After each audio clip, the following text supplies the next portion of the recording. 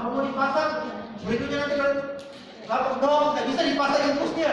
Pusing juga kan kita ini. Kita mau berpikir untuk penanganan, karena berpikir untuk dokter pasien pun. Itu makanya pasien baru dipasang kalau memang sudah ada faktor risiko. Jadi bukan untuk persiapan pasien impus. Pasien sudah terpasang impus, persiapan untuk penanganan selanjutnya. Kalau kita anggota banyak, kalau misalnya anggotanya banyak, ini kan dilakukan persiapan, ini keluarkan tangan KBI, nah ini kita lakukan persiapan, nah ini persiapannya apa? Ya ini obat-obatan, injeksi, masuk, suntik masuk. Tapi kalau misalnya yang menolong banyak aja, bersamaan aja gigitnya. Kenapa? Supaya kita tidak buang waktu. Makanya ini dalam poin, ini di sebelah kanan. Jadi ketika kita lakukan kompresi manual, sambil kita masukkan ultratonika dengan harapan kontraksi yang baik setelah pemberian ultratonika ya. Nah, ultratonika itu apa aja? Oksitosin, metil ergo, misoprostol dia dia bukan sebenarnya dia lebih memperbaiki kontraksi, tapi untuk yang pendek dan untuk yang cepat yang kita mau ya. Kemudian tambahan ini asam tranexama 1 gram kalsium gluconat 10 cc. Penelitian pemberian asam tranexama 1 gram pada saat perdarahan menurunkan risiko kematian ibu sampai 70% ya. Jadi kalau kita dapat perdarahan, kasih masuk aja asam tranexama ya. Artinya memang kalau kita lihat perdarahan banyak, kasih masuk aja.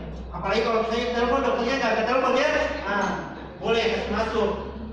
Karena itu membantu mengurangi perdarahan. Di puskesmas ada tidak asam tranexama? Ada ya? Nah, boleh masuk ya. Ini kalsium gluconat ini relatif. Tujuannya apa? Kalsium itu membantu kontraksi. Jadi pemberian kalsium gluconat sama seperti pada kasus TB, kita kasih dia membantu kontraksi, tapi jarang kita pakai kalsium gluconat. Nah, sekarang kalau misalnya KBI tidak berhasil kita lanjutinnya, kita ajarkan keluarganya untuk KBI, kemudian keluarkan tangan, pasang infus ini. Sebenarnya kalau bisa infus sudah terpasang ya. Kalau misalnya ini usahakan infus sudah terpasang minimal ventral supaya kita tidak bawa waktu lagi untuk perdarahan. Perdarahan kena atoni, aliran darah dari arteri uterina dalam semenit itu bisa 500 cc. Kita buang waktu 1 menit, kurang lebih bisa sampai 500 cc ibu kehilangan darah. Makanya time saving is life saving, artinya waktu adalah uang, waktu adalah nyawa istilahnya ya. Nah, sambil kita lakukan ini, kita lakukan persiapan masuk obat gimana? Kontraksi tidak. Kalau masih belum kontraksi, nah ini penanganan lanjutan. Penanganan lanjutan apa? Ini nanti kita diajarkan pemasangan tampon, balon, kateter. Ini kompresi aorta abdominalis sebenarnya kalau ditanya yang mana lebih efektif, pemasangan balon kateter.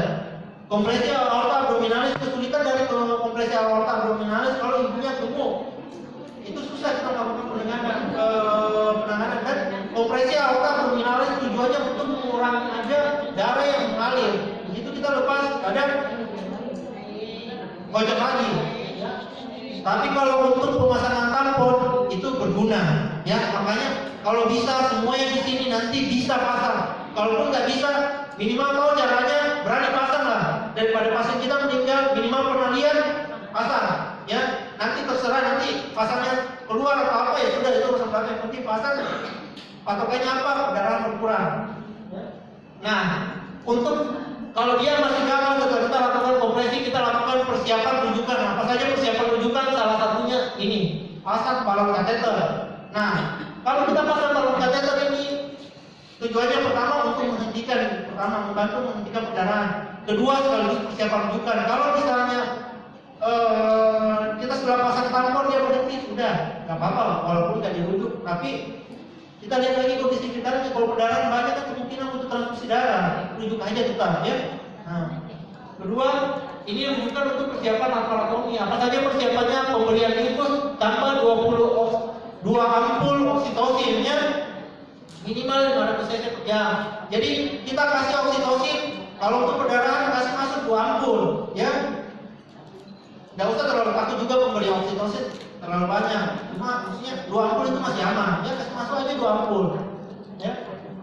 Untuk persiapan di tempat rujukan, jadi itu 2 ampul menjamin untuk kontraksinya supaya bagus ya. Selama perjalanan, nah ini dapat dilakukan kompresi bimanual eksternal ini. Nah, ini yang perjalanan kita lakukan kompresi aorta. Dengan kompresi aorta, kenapa aorta? Aorta itu pembuluh darah besar yang memperdarahi terus. Begitu kita melakukan kompresi aorta, apalagi kompresi aortanya benar, sekitar 60% sampai 70% darah yang mengalir terus berkurang. Nah, bagaimana prinsip penanganan ketika kita melakukan kompresi aorta? Kita tahu ini kompresi kita benar atau tidak, perdarahan berkurang, kemudian kita cek arteri femoralis, hilang pulsasinya. Kalau hilang, benar kompresi aorta kita ya. Nah, ini penanganan di rumah sakit, sama ya, penanganan di rumah sakit sama. Kadang kita lihat balon kateternya efektif tidak kerja. Kalau efektif, nggak usah dilepas dulu, dipertahankan sampai 12 sampai 24 jam. Saya biasanya pertahankan sampai 24 jam. Kalau nggak berhasil, nah pikirkan operasi. Ini ya teknik beris itu diikat dan dikasih kandungannya menempel supaya terjadi kontraksi. Kalau nggak bisa, angkat kandungannya.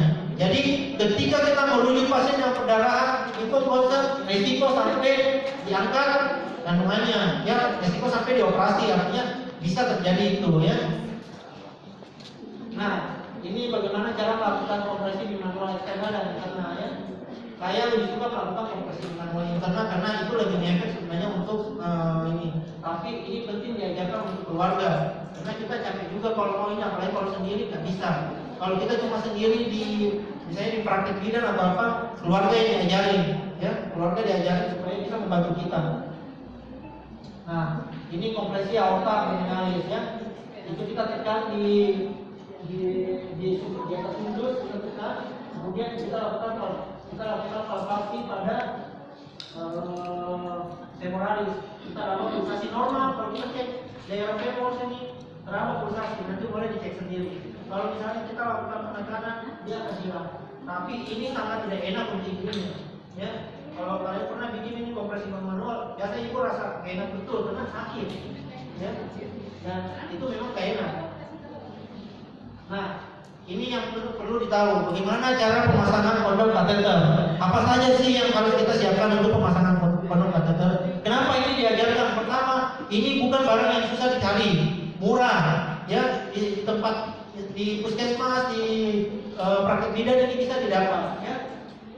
Apa saja persiapannya? Kita siapkan cairan infus, kateter, kondom. Yang namanya kondom kateter ya kondom dengan kateter ya. Nah, bagaimana caranya? Ini ya. Jadi persiapan alatnya ini ada infus sudah tergantung. Kalau misalnya tempatnya agak tinggi supaya nanti dia membantu proses pengisian kateter kondomnya lebih cepat. Kemudian ini dihubungkan dengan kateternya. Nah, dihubungkan selang infusnya ini nanti dihubungkan dengan kateter. Kemudian di ujung kateter ini kita kasih masuk kondom, ya. Habis itu kondomnya kita ikat pada kateternya. Ini ikatnya jangan terlalu keras, tapi jangan juga terlalu longgar. Kalau longgar bocor, kalau terlalu keras kita kasih masuk airnya nggak ngalir, ya. Jadi pas kita sudah ikat gini, kita tes dulu. Kasih jalan airnya, kasih lihat sedikit, keluar tidak airnya, masuk tidak. Begitu masuk, oke.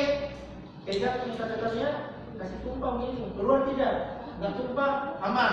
Berarti sudah bisa siap, alatnya sudah siap untuk dipasang. Nah, bagaimana persiapan untuk memasukkan kondom kateter? Sama ya. Ini kita ini ada ini namanya ring forceps. Ring forceps itu biasa kita katakan rem ovum, ya. Pasien postpartum biasa kita pakai rem ovum ini yang ujungnya bulat, pernah lihat? Ya. Kenapa pakai rem ovum? Supaya tidak mencederai cervix, ya. Kemudian ini kita spekulum sims. Sebenarnya kalau di puskesmas saya nggak tahu ada tidak ya spekulum sims ini? Ada ya? Ada. Kalau nggak ada, apa aja yang ada pakai TKPB itu juga bisa. Ya, apa aja yang ada. Prinsipnya emergency jangan terpaku pada satu alat. Nggak ada alat ini dong, nggak bisa. Wah, tinggal pasiennya. Pakai tangan pun kalau misalnya pemasangan ini boleh. Kalau sudah biasa boleh. Karena jadi tangan kita kasih masuk ke dalam terus. Habis itu setelah itu kondomnya tinggalkan dalam kasih jalan jalannya kalinya kita keluar boleh. Cuma secara prosedur yang kita diajarkan menggunakan spekulum sim, ya. Spekulum sim itu tujuannya apa? Untuk membuka tarik ke bawah, kemudian kita cari porsinya, jadi porsinya ada jam 11, kemudian ini kondom kateternya kita kasih masuk, kita jepit, nah baru dimasukkan ke dalam. Nah, ini bisa dilakukan oleh satu orang, kalau ada 2 orang lebih bagus, supaya satunya yang pegang ini spekulum kita tinggal kasih masuk. Nah, tujuan ini dipegang apa? Sekaligus untuk fiksasi terus. Karena kalau kita nggak pegang susah kita melihat. Jadi ini ditarik, kemudian masukkan alatnya, mentok, baru kasih jalan cairannya. Nah ini kondomnya bisa masuk. Nah, setelah kondomnya masuk, kita kasih jalan cairannya. Nah ini setelah kondomnya masuk ke dalam kandungan, ke dalam rahim, ini kita jalankan cairannya. Berapa banyak dong dikasih masuk cairannya? Saya biasa kasih masuk 500, ya. Nah, tapi biasa itu 300 sampai 500. Kalau saya lebih suka 500. Sambil kita observasi, sebenarnya berapa banyak kita lihat. Oh, setelah kita kasih masuk 400, berhenti darahnya. Berarti sebenarnya 400 sudah cukup, ya. Tapi saya biasanya kasih masuk 500. Nah, setelah dia masuk 500, apa yang dipantau? Kita lihat. Ini perdarahan yang tadinya ngocor, berhenti tidak? Bukan berhenti langsung berhenti, kita biasa masih ada perdarahan. Tapi minimal tidak semocor yang tadi lah. Yang semocor, kalau yang semocor tadi nggak bisa sama sekali. Apa tujuan pemasangan balon kateter ini? Tujuannya ini kandungan begitu lahir bayi, itu kandungan besar. Dia harusnya sebenarnya kontraksi mengecil dia. Pada kasus atau ini dia tidak bisa mengecil, lempar dia. Nah, tujuan pemasangan ini kita memberikan waktu kepada rahim untuk dia tegang sambil obat masuk, apa masuk, sambil kita persiapkan rahimnya ini.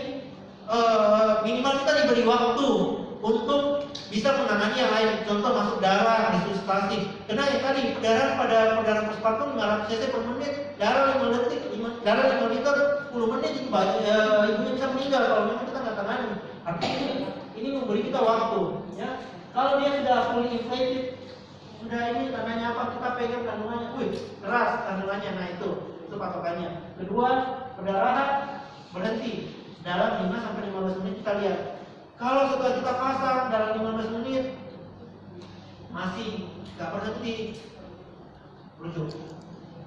Maksudnya ini persiapan rujuk, itu sudah persiapan rujuk, tapi ini sudah bukan penanganan di puskesmas, artinya harus segera juga penanganan lebih lanjut. Makanya begitu kalian sudah pasang balon kateter ini, darah berkurang, tanda vital stabil, sudah boleh kalian rujuk. Ya. Nah, kapan dilepas? Setelah 24 jam pemasangan, 12 sampai 24 jam pemasangan. Saya pribadi 24 jam, ya. Kenapa? Karena ya saya malas lagi pasang ulang lagi kan. Karena bukan masalah saya malasnya. Pasien dipasang ulang begitu susah. Karena berteriak, kadang kita sampai di tenda kan, gak enak juga buat pasiennya kan, masalah sayang ibu, ya. Nah, kalau misalnya mau dilepasnya gimana? Begitu perdarahan berhenti, jangan langsung kasih keluar semua, enggak. Kasih keluar dulu pelan-pelan, ya. Kasih keluar 100 cc sampai 200 cc, ya. 1 jam berikutnya kasih keluar lagi 200 cc, ya. Tapi pengalaman biasa keluar, kadang kalau sudah lewat 12 jam, kadang sudah mulai pakai gas itu yang di dalam. Jadi kadang dia sudah mulai basah-basah sedikit. Yang penting perdarahan terkontrol. Nah, ini pemberian untuk pernikahan. Apa saja dong obat yang perlu diberikan? Nah, ini yang tadi obat yang diberikan oksitosin, ergo, ya, misoprostol. Nah, ini yang bagaimana cara pemberiannya? Kalau oksitosin kita kasih boleh 2 ampul, boleh 1 ampul, 1 ampul dari 500 sampai 10 internasional unit sampai 20 internasional unit, ya, 1 sampai 2 ampul. Kalau saya lebih suka kasih 2 ampul, ya. Dalam 1 liter RL atau saya. Kemudian bisa kita kalau misalnya tidak terpaksa infus, IM aja. Kita IM kalau plasenta udah lahir, ya. Kalau misalnya